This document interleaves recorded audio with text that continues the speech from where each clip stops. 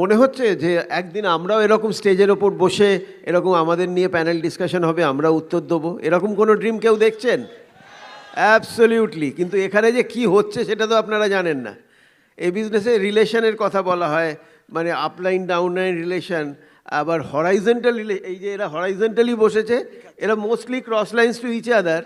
এবং আপনারা অত দূর থেকে দেখতে পাচ্ছেন না, চুপি চুপি বলি, যাদের বলা হয়ে গেছে তারা যে এদের সঙ্গে ওদের সঙ্গে কী সব হচ্ছে, মানে সেই ক্লাসে স্কুলেতে যেরকম সেই পেছনের বেঞ্চে এ ওকে চিট দিচ্ছে, সেই সব চলছে এখানে।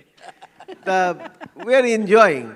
তা যাই হোক, এবার লাস্ট আমাদের, যাকে এইখানে এরকম প্যানেলের মধ্যে আটকে রাখাটা অন্যায় হচ্ছে, তা কিন্তু কিছু করার নেই। তা কিরিটিকে একটা প্রশ্ন করি।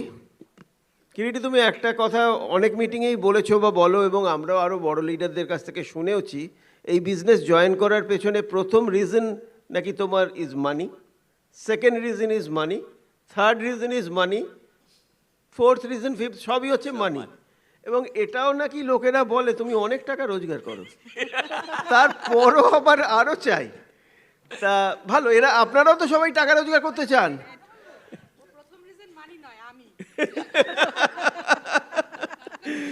তা সবাই আমরা টাকা রোজগার করতে চাই, চান তো? কিন্তু চাইলেই কি হয়, নাকি আর কিছু করতে হয়, আর কিছু এটা ডিমান্ড করে? শুধু চাওয়াটাই কি যথেষ্ট? চাওয়াটা একটা বড় পার্ট, আর সেকেন্ড হচ্ছে তারপরে তো অবভিয়াসলি কাজ করতে হবে। দেখুন, এবার কাজ তো অনেকেই বলবেন যে আমি তো কখনো এগ্রি করবোই না যে আমি কাজ করি না। মানে আমি যখন বিজনেসে, আমি প্রথমে, আপনারা যদি আমার সিলভারশিপের ভিডিও পান, যেটা আছে, হ্যাঁ, এডিএসডিরই ফেলিসিটেশন ছিল, ব্যানারে ফেলিসিট, ওইখানে মানে বাঁকা কার্তিক যদি এর ডেফিনেশন না জানেন, বাঁকা কার্তিক কাকে বলে, তো ওইখানে আমার বলা কওয়া হাঁটা চলা ধরন ধারণ দেখলে বলবেন ইহাকে প্রকৃষ্ট বাঁকা কার্তিক বলা হয়। ঠিক আছে, তারপরেও আজকে আমি এখানে, ঠিক আছে। সো আপনাদের চান্স প্রচুর আছে, কিন্তু তার মাঝখানে অবভিয়াসলি অনেকগুলো চেঞ্জ গেছে। দুটো জিনিস হয়, আমি টাইমও কম আছে, দুটো জিনিস হয়। একটা কি বলুন তো, অনেক সময় হয় না, মানে কিছু আছে সিলেবাসে থাকবে, কিছু আছে সিলেবাসের বাইরে থাকবে, ঠিক আছে। সো সবসময় সিলেবাস ধরেই সমস্ত, আমরা যদি একদম ছোটোবেলায় যাই, কারা সবচেয়ে বেশি নাম্বার পেয়েছে, অনেকেই এসে বলছে এইটা না সিলেবাসে ছিল না, এইটা না পড়ানো হয়নি, মানে ওকে পড়িয়ে দেবে, জব খাইয়ে দেবে। আমার বাড়ির ওই আমার যে মেয়েটি আছে বাড়িতে সবসময় থাকে, মিনু, ও না দুপুরবেলা আমাকে ওষুধ দিয়ে দিয়ে এমন করেছে, আমি যেদিন মিনু থাকে না আমি ওষুধ খাই না। হ্যাঁ, অনেকের এখানে হয়েছে আপলাইন প্ল্যান না দেখালে না, ওর প্ল্যান নেই দেখায় না। আপলাইন যদি 1 মাস অসুস্থ থাকে, ও প্ল্যান দেখাবে না, কিন্তু ডায়মন্ড যাবে। তার মানে সবই সিলেবাসে থাকবে। অ্যাবসলিউটলি, ওইখানে নাম্বার কারা বেশি করেছে, তারাই। এইখানেও তারাই, যারা সিলেবাসের বাইরেও মনে হয়েছে করতে হবে করতে হবে, কিছু তো এক্সট্রা করতেই হয়েছে, কোনো অসুবিধে নেই। অনেক সময় মনে হয় আমাদের বোধহয় ভীষণ, আমি একটা অন্য কথা বলি, একটা দিনের কথা বলি।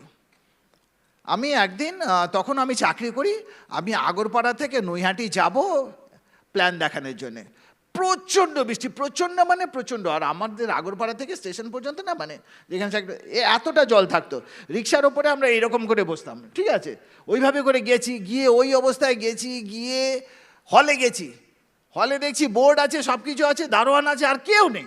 Nobody means nobody, no host, nothing. আমার তো হেভি খারাপ লেগেছে। এবার 1.5 ঘন্টা ধরে বৃষ্টি হয়েছে, আর এখনকার সময় কি পেন্টোগ্রাফ তখন ছিঁড়ে যেত না, পড়ে যেত না, কি হতো, তা ছিঁড়ে যেত, বৃষ্টি হওয়া মানেই বন্ধ। আর আমি তো কোনো রকমে দেখেছি, যখন 1.5 ঘন্টা হয়ে গেছে যে প্ল্যান শোর সময় শেষ, আমি উঠে চলে এসেছি। কিন্তু যেই ঘটনাটা ঘটেছে, বিকেল রাত্রেবেলায় যখন বৃষ্টি থেকেছে, আমাদের অসীম সোনালী ঘোষ, অসীম ঘোষ ওইখানকার হোস্ট ছিল তখন, ঠিক আছে আমাদের। তো অসীম এসে বোর্ডটা নিতে এসছে, যদি বোর্ডটা কেউ নিয়ে চলে যায়। তো ওকে সিকিউরিটিকে জিজ্ঞেস করেছে, আচ্ছা কেউ এসেছিলো? বলে কেউ আসেনি, একজন এসেছিলো। বলে একজন কীরকম বলো তো? বলে ওই রকম আমার সমস্ত বর্ণনা দিয়েছে। সমস্ত কিছু শুনে অসীমের মনে হয়েছে যে কিরিটিদা এসেছিলো। অ্যান্ড দ্যাট ভেরি ডে, যেখানে কোনো শো হয়নি, কিচ্ছু হয়নি, সেইখানে একটা শো হয়েছিল, সেটা হচ্ছে অসীমের মনে ওই চেঞ্জটা এসেছিলো যে এই বৃষ্টির মধ্যেও কমিটমেন্ট রাখতে অন্তত আপলাইনে এসেছিলো, আমার বিজনেসটা করা উচিত। আজকে one of the biggest businesses from Asim Ghosh. যদি ওই জিনিসটা না হতো এইবার আপনি বলবেন ওই সময় কিন্তু আমার সত্যি অসীমকে যদি স্টেশনে পেতাম না গলা টিপে ধরতাম seriously I am telling you ওই সময় আরো অনেক কিছু টিপে ধরতাম তো কিন্তু মানে ছাড়তাম না তো জেনুইন লোকে এনজয় করছে ওইটা হচ্ছে আসল তাই তো ওটা জরুরি আমি এই যে ভুলভাল কথাগুলো বললাম না এই কারণটা হচ্ছে আপনি প্রত্যেকটা কাজকেও যদি এনজয় করতে পারেন আপনার যদি মনে না হয় যে আমি সারাক্ষণ প্রাইস পে করছি ইউল বি হিয়ার তার জন্য ওই প্রাইসটা আপনার জন্য তোলা আছে আমি যেটা বললাম one of the biggest so that's it from my and ফাটাফাটি ফাটাফাটি ফাটাফাটি দারুণ